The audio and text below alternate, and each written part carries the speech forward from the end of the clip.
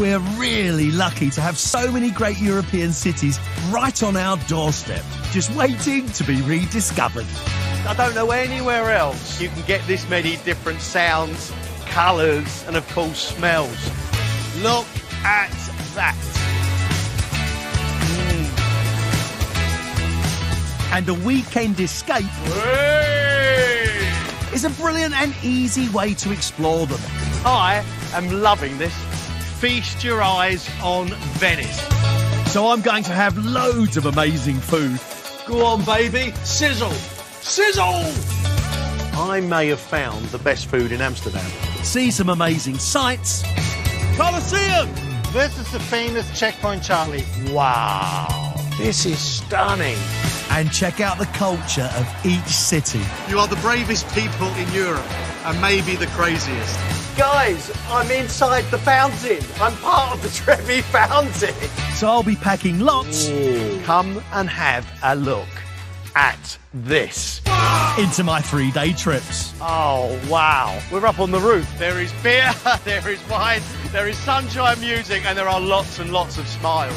Showing you how to get the most out of a weekend getaway. I feel like Audrey Hepburn.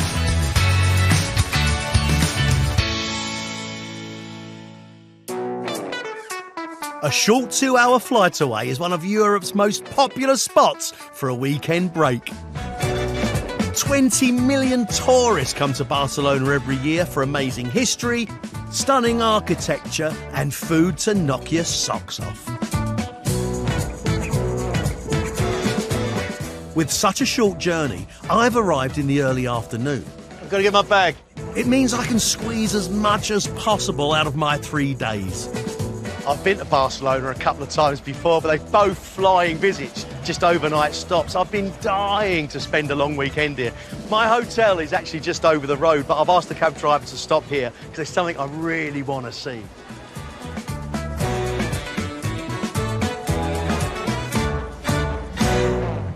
This is Barcelona's very own Arc de Triomphe. But unlike the one in France, the victory this one celebrates is cultural, not military. It was built at the end of the 19th century to celebrate the World Fair. And it was at that point that Barcelona stopped being just a busy port and became a centre of art and culture. And this weekend, I want to submerge myself in it. I've decided to stay in El Born, a neighbourhood right in the heart of the city. I've heard that it's full of great food and atmosphere, with streets that date back to the 15th century. Hotel's up the road. Do you like the balconies with the laundry? I do. It feels like Spain. Can you smell the cooking?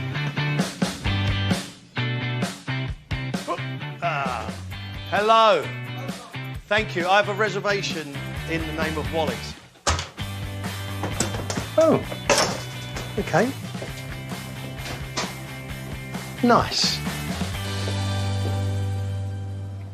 Hello, Barcelona. Cute, right? And look, a little cafe. Do they do wine in Barcelona? But before I get my glass of Rioja, I could do with a snack. And dotted around my neighbourhood are shops selling one of my favourite Spanish foods, the legendary cured meat jamón ibérico. This is a beautiful shop. You want to see why it's so good? You want to try it? Yeah.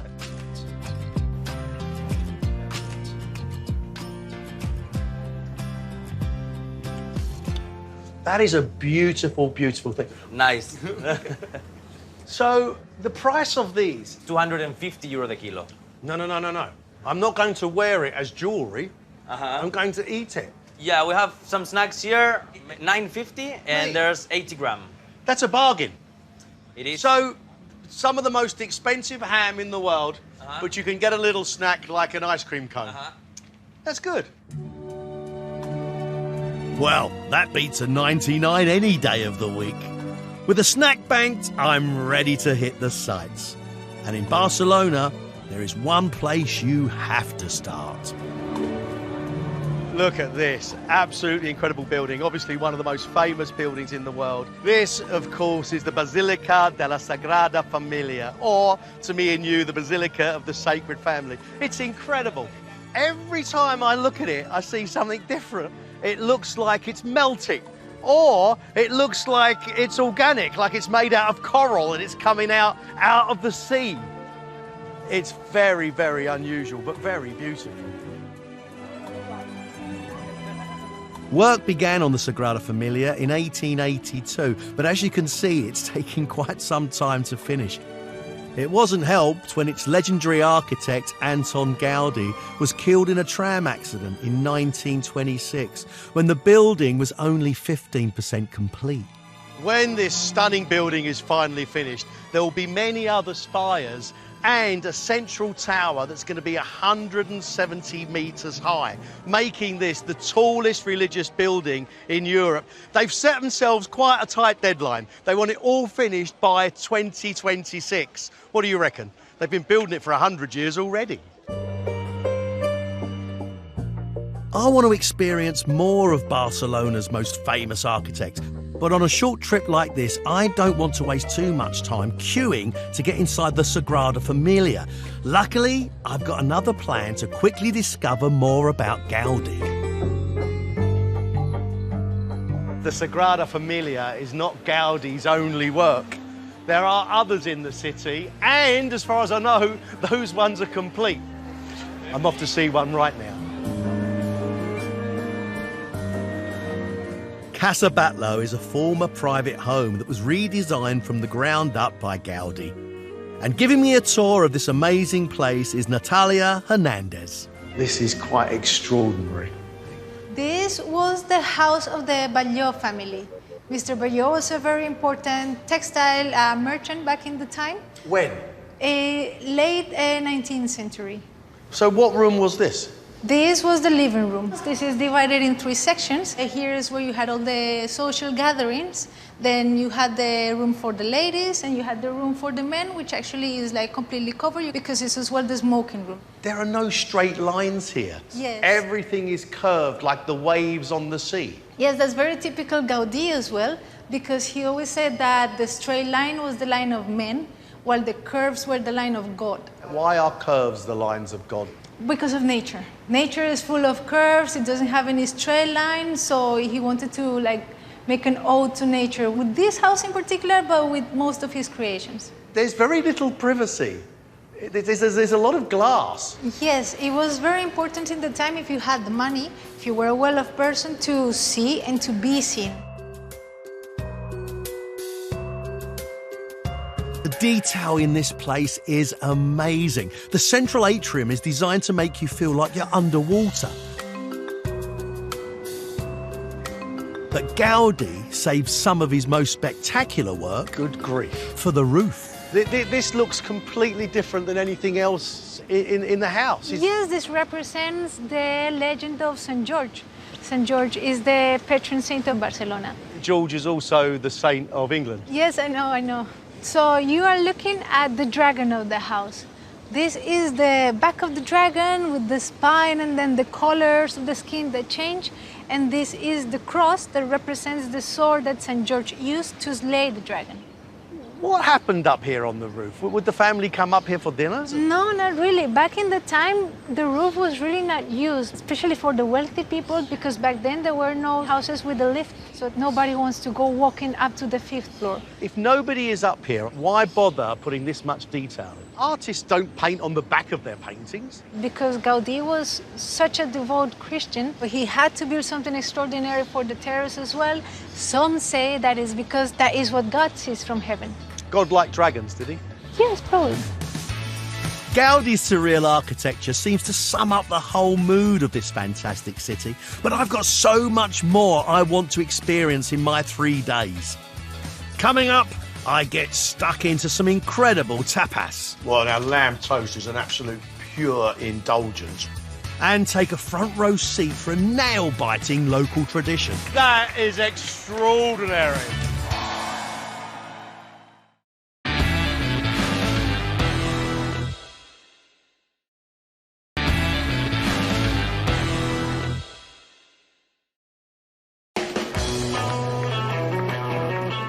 I'm on a 3-day break in one of Europe's most creative and artistic cities, Barcelona. I got here early today as I want to pack as much as I can into my first afternoon. This is Las Ramblas. This is probably the most famous and the busiest street in Barcelona. It actually links the centre of the town with the seaside, and it is full of bars and restaurants. But I would definitely stop for a drink and people watch. You all right, love? You all right? Too early for a tipple? Well, I am on holiday. But I don't just want to see the tourist hotspots. I want to get up close to some proper local colour as well. When I'm away, I always check out and see if there's any local festivals. There's often really good food or drink festivals. I know for a fact there's one right here in Gracia. Till 100 years ago, Gracia was its own town. Now it's seen as a very trendy, very bohemian part of Barcelona.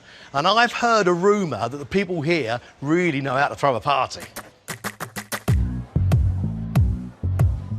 Alongside great food and drink, there are the amazing street displays that this festival is known for.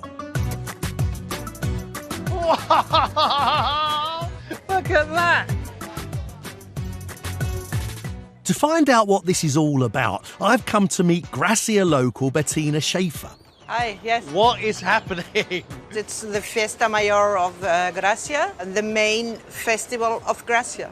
So it's made by the neighbors and it's a competition. When did it start? This was first documented in 1817, so now it's 202 years old. This is about community. Yes, the community life is very rich, and we are also doing a dinner on the street or watching football together or whatever. How often is there a party in the street? A dinner in the street for 100, 150 persons once a month. Once a month, over 100 people sit down for dinner? Yes. That's Yes. amazing.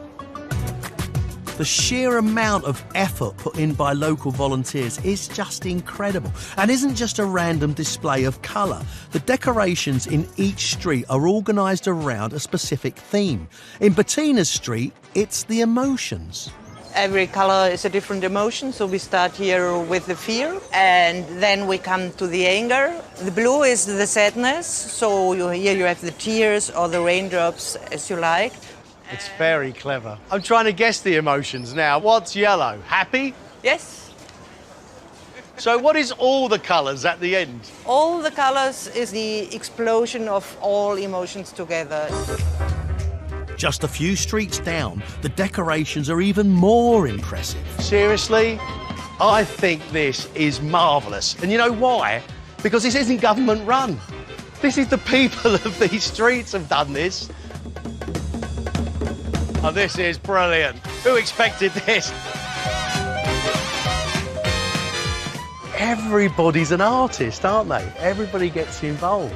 Just an explosion of creativity. These street displays are only the beginning. Tonight I've heard this festival has something even more spectacular in store. It's 6:30 in the evening and everybody seems to be heading to the main square of Gracia.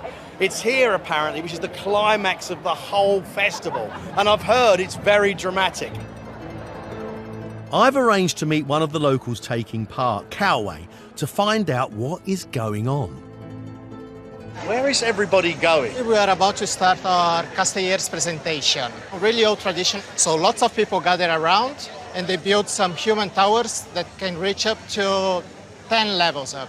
10 layers of humans. Yes. Is that safe? Well, there's always a risk, but less than 3% of all the towers that we built actually fell. I'm not sure the thought of 3% of participants risking life and limb makes me feel overly confident, but it seems the huge crowds aren't that worried. I'm really nervous. I've never seen this before. I'm scared.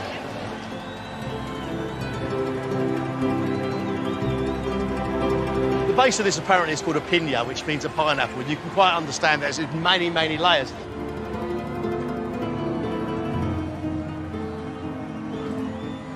This is accelerating really quickly. This is getting higher and higher. Listen, I don't care how many people there are, there must be people down there bearing a serious amount of weight.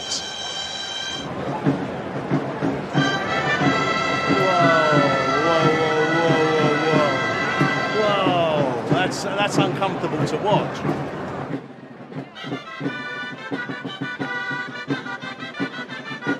Can you see the small child clambering up the outside?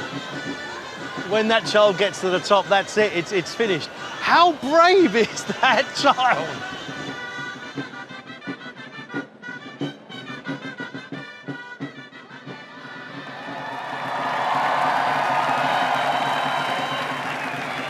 That is extraordinary.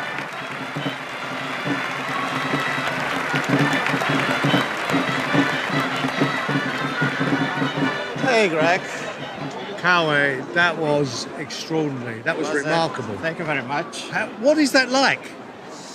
Well, the feelings, it's really hard to describe because even though we do this kind of tower several times, each time we do, it's a completely different world. Am I the first person to ever tell you you are a crazy man? No. Calway seems so relaxed about his extraordinary pastime that it's easy to forget things don't always go according to plan. Whoa, whoa, whoa, whoa, whoa. Whoa, whoa, whoa, whoa. Whoa, whoa, whoa, whoa, whoa, whoa. I hope everybody's okay, I really do. Amazingly, because of the way the tower is constructed, there are no serious injuries. Man, here, come here. Be safe, all right? Be safe. You are the bravest people in Europe and maybe the craziest. After all that drama, it's time for some dinner. Cheap food is easily available in Barcelona and so much of it is incredible, especially the tapas. All over the city there are hundreds of little bars that all do their own take on this Spanish classic.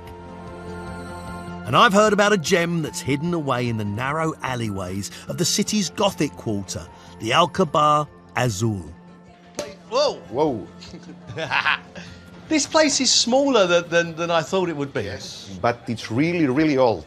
Approximately from the 1270, something like this. Do you do tapas here? Yes. What's on offer varies from place to place, but the key thing is it's lots of small plates to share, if you're feeling generous. Here we're going to have the patatas bravas, but in this case, patatas accordion, the calamaris, the spicy sauces, and lamb toast. Lamb toast? Yes. Lamb toast. Well, now, lamb toast is an absolute pure indulgence. Really nice, soft lamb on a crunchy bit of bread. Excuse me. I like my job, Geordie. I really like my job.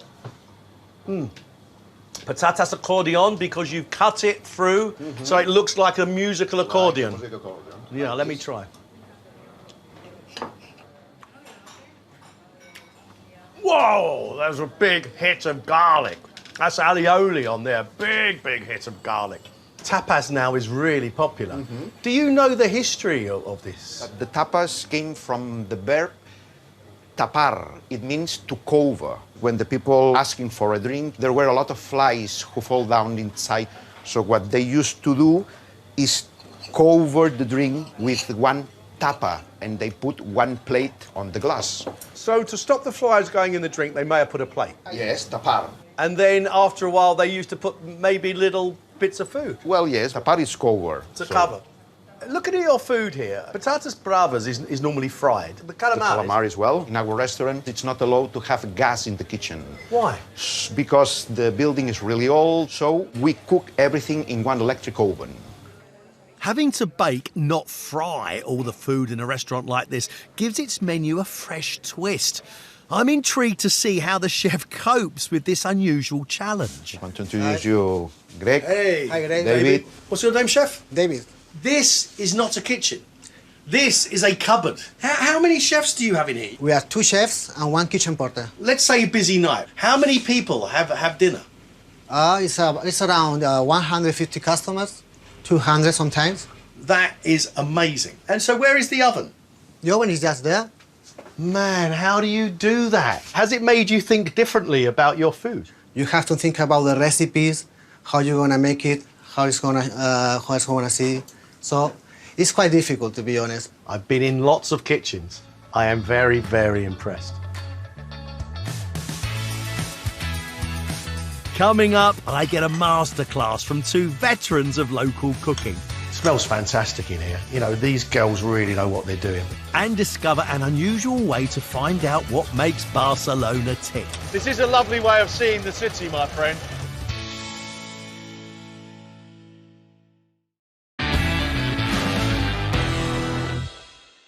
It means to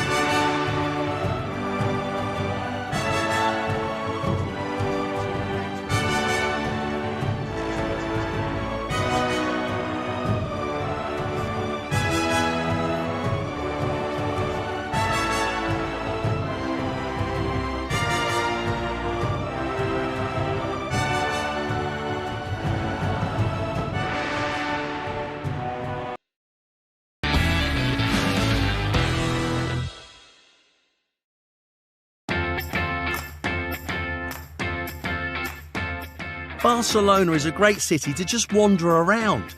And I'm up early on my second day, hitting the cobbled streets of the oldest part of the city.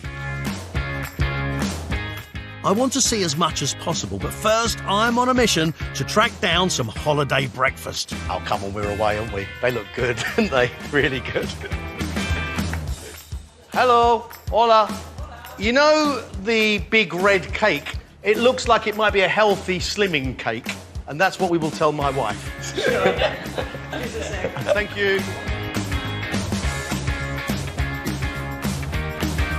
Soft sponge and strawberry flavoured sugary icing. Say no to cake, say no to life. Barcelona is full of unusual tourist experiences that can help visitors understand how the city ticks. Between the architecture and the festivals, I've been inspired by this city's creativity. So I've chosen one activity that can help me get my own artistic juices flowing. Carolyn Saminsky teaches people to paint like one of the most famous artists who have lived in Barcelona, Pablo Picasso. This is your studio? This is my studio. This is where you get to work? Yes, yes, yes. Very nice.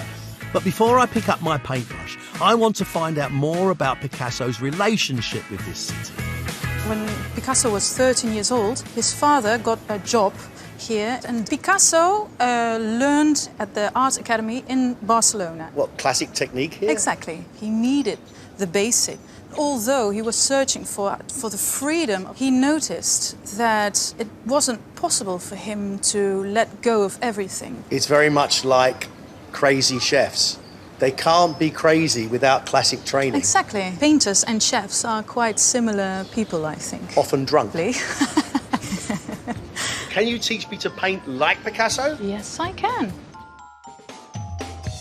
Copying the style of a famous Picasso portrait like this might seem a tall order, but Carolyn reckons it all starts with making a very simple outline. You are going to paint my silhouettes, and I'm going to paint your silhouettes. Picasso worked fast, sometimes creating 1 or 2 paintings a day, so I'll need to pick up the pace. You will do that. In 5 minutes, you'll do great. I'm sure you have an artist inside. Okay, good luck. As I get stuck in, I can feel the city inspiring my work. I'm really, really enjoying this. All the same, working under the clock adds a layer of pressure that's a real challenge. 3 more minutes. So. It's okay, I'm done. That's nice. Now fill it in. Are you sure this is what Picasso did? Yeah, now you only have 2 more minutes left. Okay, you really have to do it go faster. Go over there, I'll be checking your work in a minute. Now, very good, Greg. Now we're going to swap painting. It used to be my painting, now it's your painting. You can change anything you like because now you're going to paint yourself, your profile, like this. I'm not sure swapping round paintings like this was strictly what Pablo himself did, but it certainly frees me up. And before long, I feel my own works getting a little touch of the old master. I think I finished. Really? That's really nice. That's really nice. Now we're going to swap it again. Wow. You're going to see me. We're going to paint the 3rd layer and the last layer, the face. Because Picasso moved around his subjects as he painted, the eyes in his portraits are often seen from 2 different angles. This is the Picasso way how to paint an eye. Brilliant. Right? And this is Happy. This is how to paint an eye from the on. front.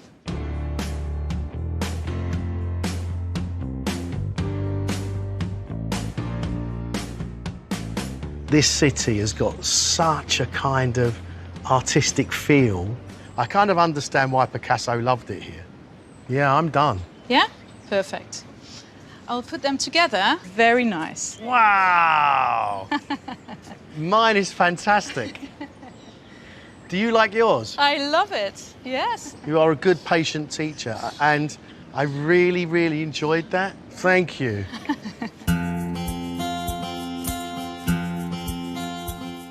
It's hard to imagine it today, but back in the 1930s, Spain, along with Italy and Germany, saw the rise of a fascist regime that lasted until 1975. Kim? Hi, Greg. So I've arranged to meet local tour guide Kim Font to help me explore that period of the city's history. Spanish Civil War was basically a civil conflict that blew out Spain for 3 years, 1936 and 1939.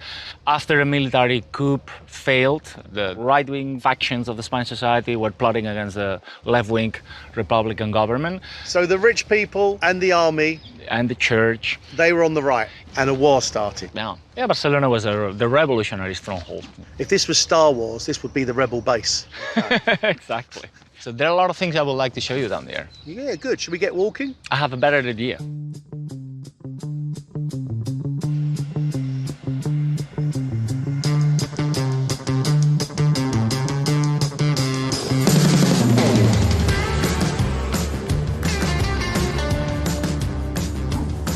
Very special motorbikes. These are the Russian versions of the BMW, created by the Germans. Fantastic. So this is a replica of a 1930s, 1940s vehicle.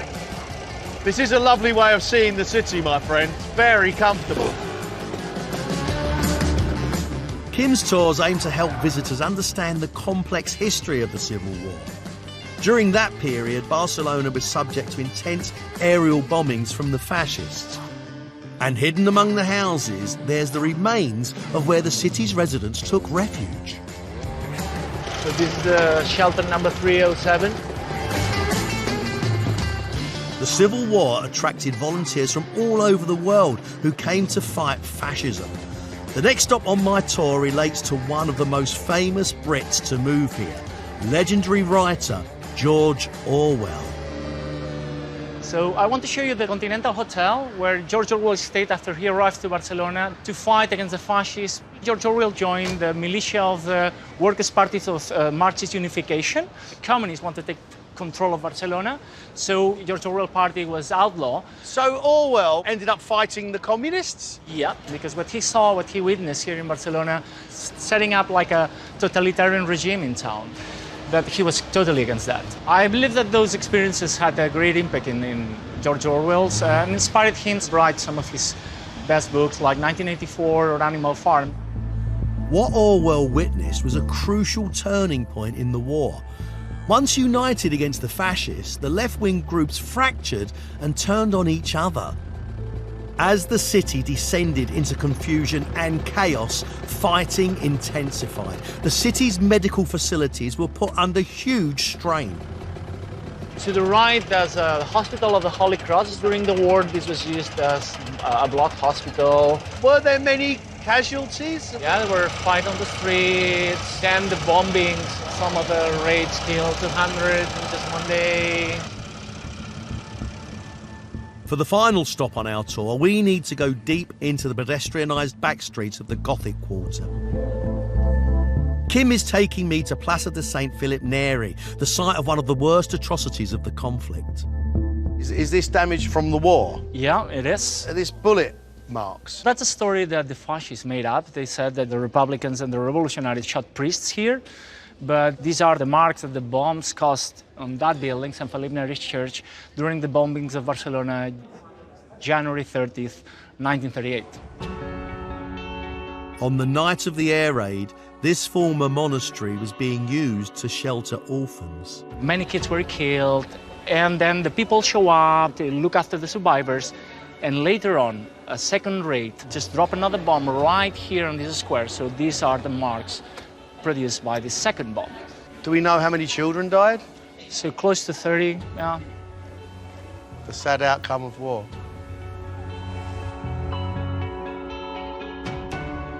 It's a beautiful, cool little square here. You would never imagine it's actually a site of a great tragedy.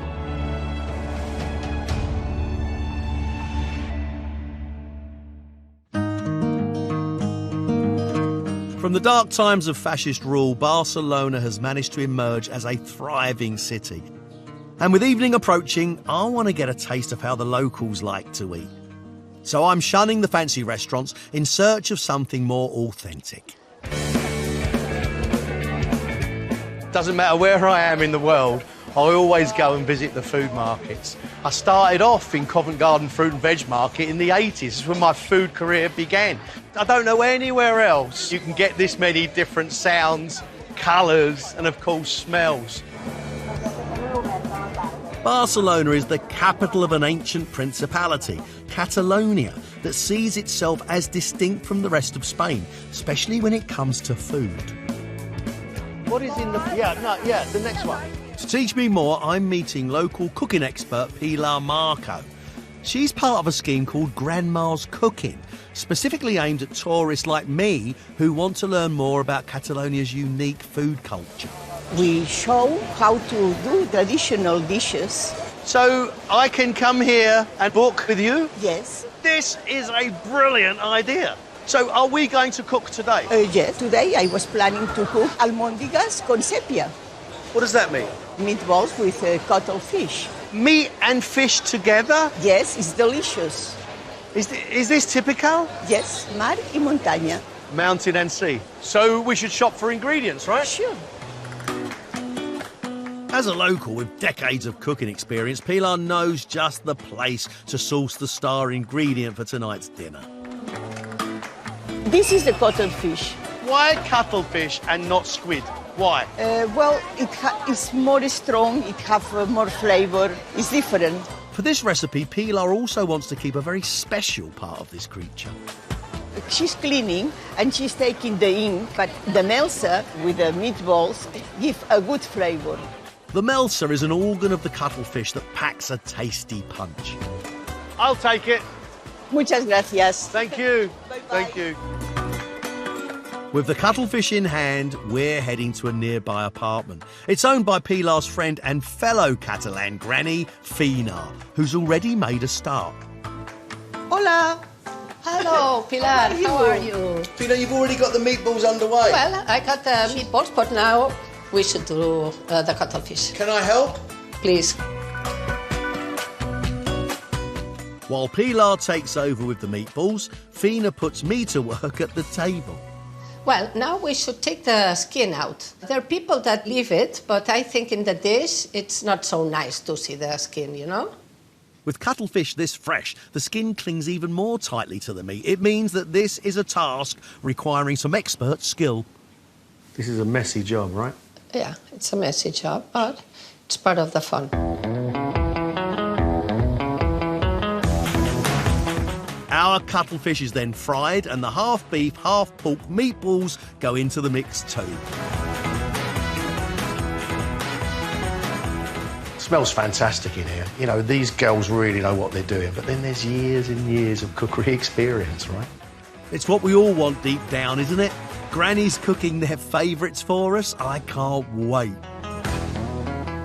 Honestly, I've eaten in the best restaurants around the world, and the best food I've ever eaten has always been in somebody's house, cooked by somebody that's been doing the recipe for 30 years. This, I guarantee, is going to be good. Okay, here we are. Oh, bless you. Mandunguillas with cuttlefish. Beautiful thing. Can I start? Of course. Yummy. Okay. I'm sure it's delicious. That's it. Oh, mate. Tell you what, that cuttlefish does not need to chew. You just put it in your mouth, it disappears. It melts. Yes. It melts. Because it was very fresh and it's been a long time in the cooking. Your cooking is superb. Long, slow, careful. This is made by someone who loves this dish. This is perfect. Pilar, do you see Catalan identity in your food? Yes, I'm not going to say it's better than the rest of Spain, but it's very different. How important is your Catalan identity? It's really very important. Franco came, he tried us not to speak Catalan and not to have our culture. It's been very hard these 40 years. And finally, now we have a democracy. Yes. I like sitting round and talking. Only food can bring people together like that. I'm getting to understand so much about this special creative city, but there's lots more to fit in my final day. Coming up, I try the best anchovies Barcelona has to offer. Wow, that is strong. And to get a different look at the city, I take to the skies.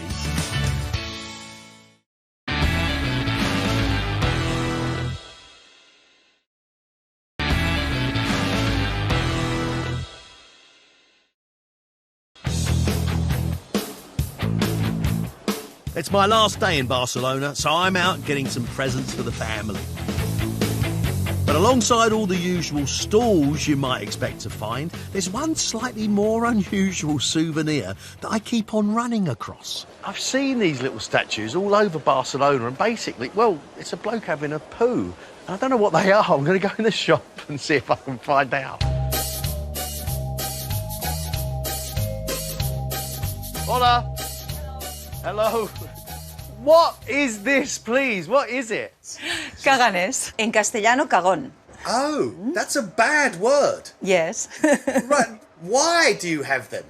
Bueno, porque aquí se hacía el Belén y entonces como cosa normal y natural del ser humano, que hay una parte pues que habían los pastores que iban a ver a Jesús, pues también había una persona cagando normal de la vida. Right.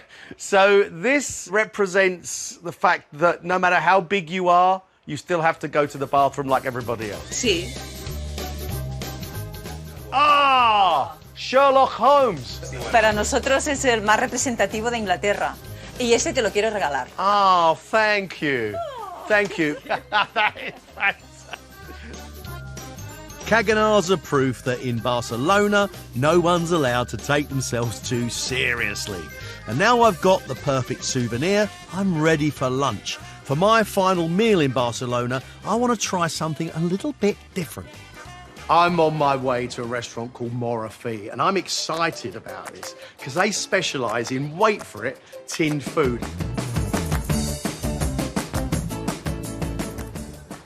Marcel, good to meet you. Can I take a seat? Sure. Listen, Hello. this is interesting. Why did you want to open a bar serving just tin food. This is a classic bar, inspired in the bars I used to go when I was a kid, where were only anchovies and olives, because seafood from Galicia and from other parts from Spain came here in this way. This was a very popular way of going with your parents after the church. Can we taste some food? This bar may not have all the trimmings of a fancy restaurant, but I can already tell it has the most important ingredient, real heart. I love preserved foods, really love them, but also I feel like I'm getting a taste of real old Barcelona. This is an experience that Marcel's parents and grandparents would have recognised. Marcel. Hey. I'm looking at this bowl of crisps. Back home, if I ordered a bowl of crisps, I wouldn't expect to get chilies and mussels on it. But it's very good. Have you tasted? Well, mussel and crisps.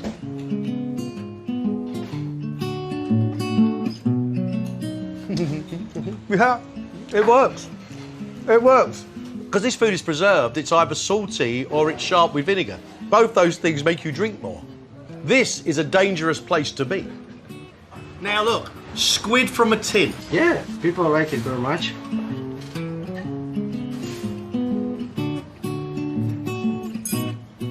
Right, it's mildly fishy, it's salty, but it's dry. It's almost like tinned tuna. That's a beautiful thing. Yeah. That is nothing like any squid I have ever tasted. I love preserved foods. I like tins, I like jars. You can't grow tomatoes all year. You have to have them in a tin. If you import tomatoes in January, you are a crazy person. Are so bad, tomatoes in January. Yeah, they taste like Satan's toe.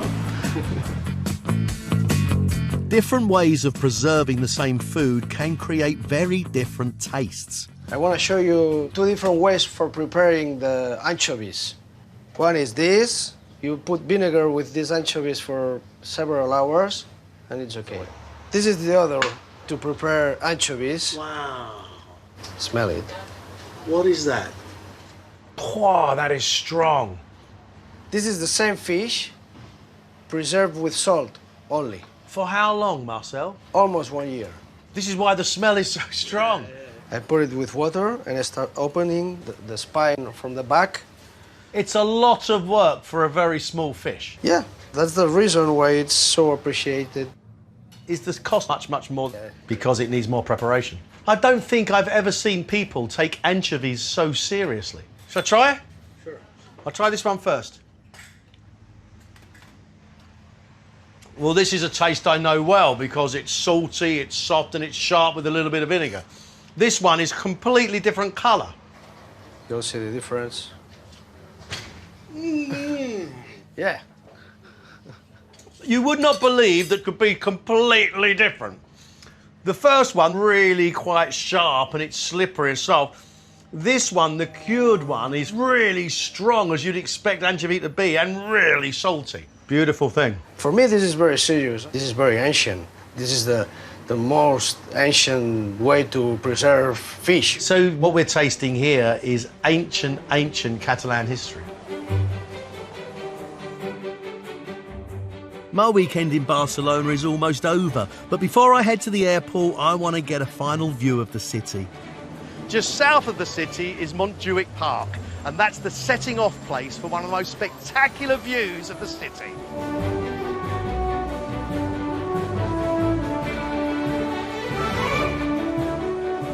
Built in 1970, the Montjuic cable car climbs over 80 metres above Barcelona.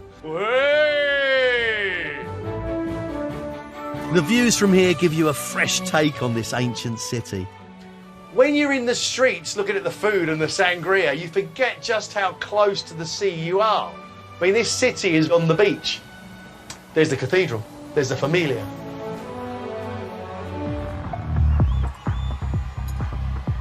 There's a music festival going on there. Look, there's a big party, look. That doesn't surprise me. In Barcelona, you are never very far from a party.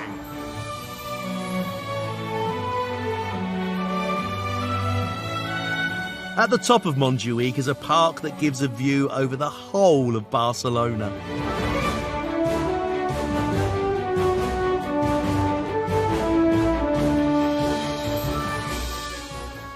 I've had a really lovely long weekend here in Barcelona. The food is outstanding.